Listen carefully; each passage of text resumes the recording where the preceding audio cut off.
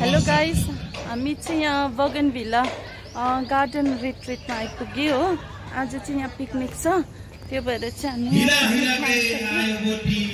यहाँ पिकनिक सुरु पनि भइसकेछ। ढिलो भयो आउँदा आउँदै हो, जानु चाहिँ जान्दैछु। यहाँ ब्रेकफास्टमा चाहिँ के छ होला है आज? हजुर हजुर, ए हजुर हजुर, ए हजुर। म चाहिँ भर्खर आइपुगेर यहाँ अब ब्रेकफास्ट लिनु आँटेको, त्यो भएर चाहिँ यहाँनिर चाहिँ अब त्यो सबै खोल्नु त उहाँले भनिहाल्नु भयो हो। अहिले चाहिँ ब्रेकफास्टको लागि मात्रै हो। यहाँ फेरि एलेक्सको आफ्नै जान्दैछ हो। एलेक्स, खाइसक्नु भएको तपाईँले?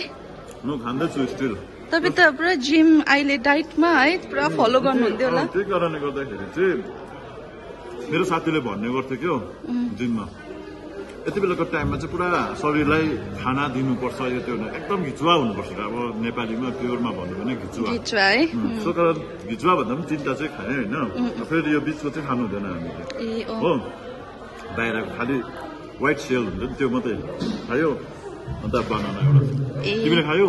मैले अब खान्छु। ल सर, तपाईँको अब वर्षमा एकपल्ट चाहिँ हाम्रो पत्रकारहरूले सबै कलमहरू बिसाएर एक दिन कमसेकम सबै पत्रकारहरूको मिलन होस् भनेर यो हामीले पिकनिकको न्यू गरेर एउटा पत्रकार मिलन है। कुनै पनि प्रोग्राममा हामी सबै चाहिँ एकै दिन चाहिँ भेला हुँदैन। तर आज होली भयो है, होलीमा सबैको छुट्टी हुन्छ।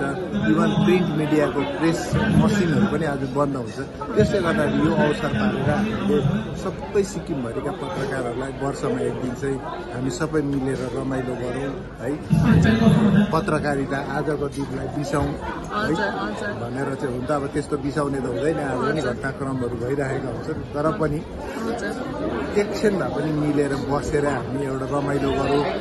यो पत्रकारिताको दुनियाँ अरू कुराहरू छोडेर हाम्रै दुःख सुखका कुराहरू गरौँ, खाउँ पिउँ, मनोरञ्जन गरौँ, रमाइलो गरौँ भन्ने हिसाबले चाहिँ साथीभाइहरूलाई बोलायौँ है। बोलाएर एकदम रमाइलो भइरहेछ। सिक्किमका सबै डिस्ट्रिक्टका प्रिन्ट इलेक्ट्रोनिकदेखि लिएर यो डिजिटलका साथीभाइहरू आएका छन् है। 250 लगभग साथीभाइहरू यसरी यहाँ जम्मा भएका छौँ।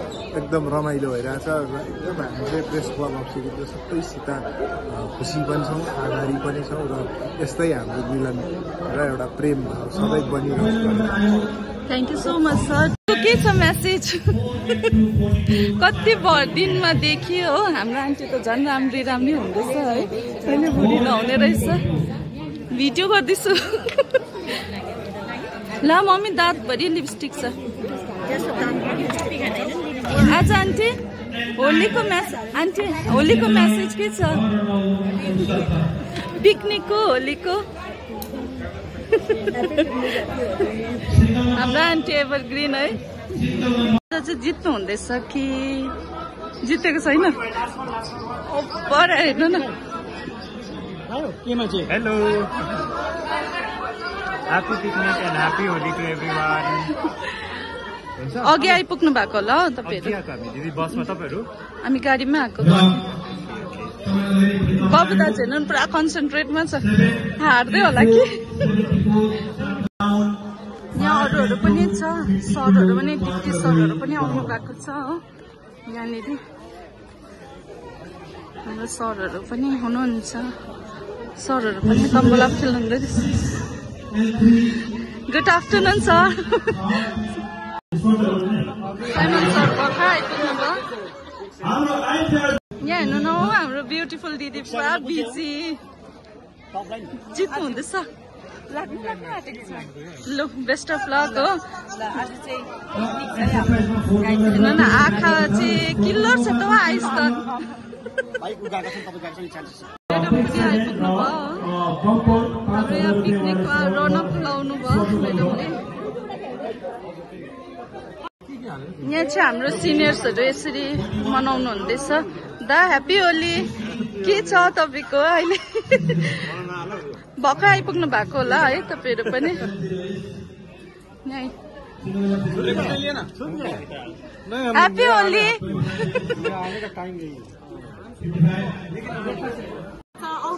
आउनुहोस् आज प्रेस क्लब अफ सिक्किमले पिकनिक दिएको छ होलीको दिनमा मजा आउँदैछ रमाइलो गर्दैछौँ हिजोसम्म दिन पानी परिरहेको थियो आज धन मै आउँदैछ भनेर यस्तो राम्री भएर आउँछ भनेर होला साथ दिएको है त्यतिको भनिन्छ र मात्र नभएन त मेरो घरमा हेर्छु नि म खै हाम्रो जिजाजी बिजी हौसीमा बिजी यस्तो राम्रीलाई आज चाहिँ यहाँ आइपुग्नु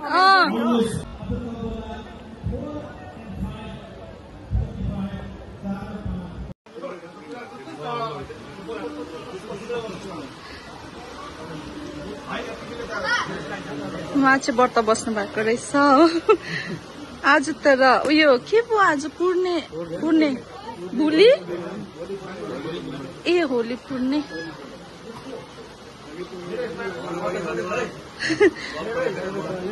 हजुर लु तपाईँहरू रमझम गर्नुहोस् म एकछिन माथि आउनुहोस् है अहिले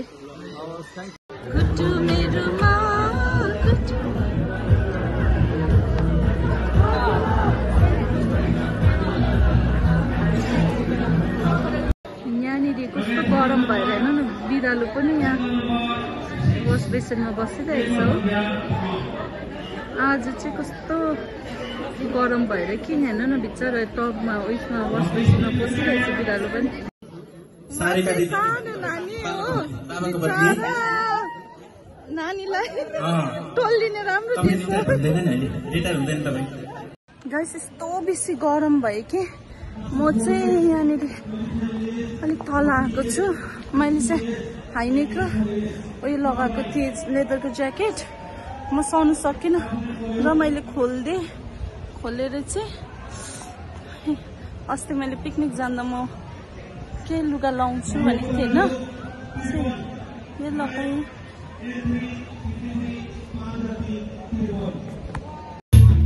म चाहिँ अब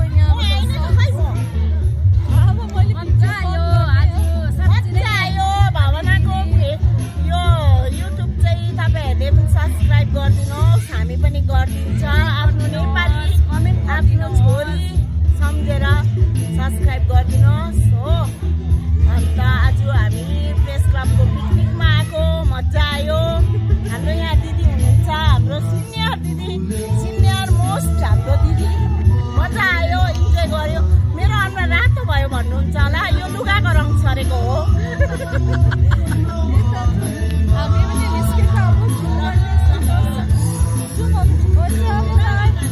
अब सकियो हो हामी निस्केको अब ढिलो भयो मेरो अलिकति अर्जेन्ट काम आयो कि अन्त त्यो गर्नु परेर नि के नभए चाहिँ म बस्थेँ हो अलिकति काम छ र नि हुन्छ बाई